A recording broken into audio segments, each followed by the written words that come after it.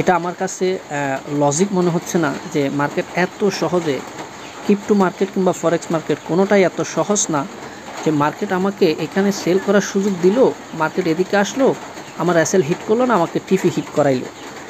এটা একেবারে ইজি হয়ে গেল না বিষয়টা। সো আমি একটু অপোজিট চিন্তা করি, এমনও হইতে পারে যে মার্কেট এখান থেকে এখান পর্যন্ত আসতে পারে ৮,৮০০ পর্যন্ত, কিংবা আরেকটু উপরে এদিকে আসতে পারে।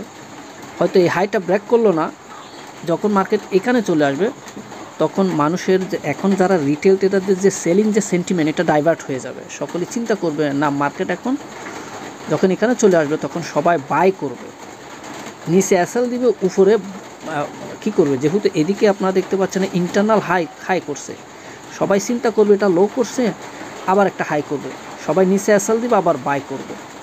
বিষয়টা এরকম হইতে পারে না? দেন পরে মার্কেট যখন এখান থেকে এখানে আসলে যখন সবাই বাই করবে, দেন পরে আবার মার্কেট সেল আসবে।